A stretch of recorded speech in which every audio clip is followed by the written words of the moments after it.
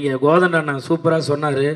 உண்மையிலேயே வந்து அதெல்லாம் ஒரு நடிகர்களாக எல்லாருமே சின்ன சின்ன ஆர்டிஸ்ட்டு ஜூனியர்ஸ் யாருக்காக இருந்தாலும் அந்த வலி இருக்கும். ஏன்னா அவ்வளோ கஷ்டப்படுற ஒரு படத்துக்காக ஒரு 10 நிமிஷம் அதுக்காக இவ்வளோ தூரம் நீங்கள் மெனக்கணும்னா ஒரு படம் எடுக்கிறதுக்கு எவ்வளோ தூரம் மெனக்கணும். ஈஸியாக ஒரே வாரத்தில் படம் நல்லா இல்லை வேஸ்ட்டு அப்படின்ற வார்த்தையை சொல்லிடுறீங்க. இதுக்காக ஒரு லைட்மேன் ஆகட்டும், ஒரு ப்ரொடக்ஷனில் ஒர்க் பண்ண ஒரு தண்ணி எடுத்துகிட்டு வந்து ஓடியார் ஆகட்டும், அவங்க வீட்டில் அவங்க குழந்தைகிட்ட சொல்லுவாங்க, இந்த படத்தில் அப்பா ஒர்க் பண்ணியிருக்கேன், இந்த படத்தில் நான் தான் லைட் போட்டேன் அப்படின்னு. அவ்வளோ பேர் ஒர்க் பண்ணி ஒரு 60 நாள் 7 நாள் எடுத்து எடிட்டிங் போய் அதெல்லாம் முடித்து ஒரு படத்தை தேட்டரில் எடுத்துகிட்டு வர்றது வந்து அவ்வளோ பெரிய விஷயம். இதை ஈஸியாக சொல்லிடுறீங்க படம் நல்லா இல்லைன்னு. அண்ணன் சொன்ன மாதிரி மக்கள் போய் பாருங்கள்.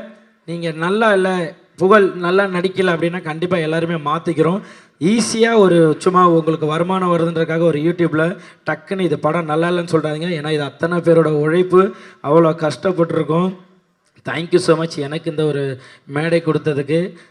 நான் இந்த மாதிரிலாம் பேசுனதே கிடையாது. நான் வருவேன் ஜாலியாக 2 பேரும் டக்குன்னு மைக்கு கொடுத்தா பேசிட்டு போயிடுவேன்.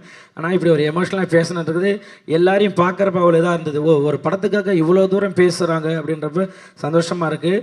நீங்கள் எப்படி தேசிங்க ராஜா 1க்கு அவ்வளோ சப்போர்ட் பண்ணிங்களோ, கண்டிப்பாக தேசிங்க ராஜா 2வும் சூப்பராக இருக்கும். எல்லாருமே அவ்வளோ அழகாக ஒர்க் பண்ணியிருக்காங்க. இந்த படம் வந்து கண்டிப்பாக மாபெரும் வெற்றியடையும்.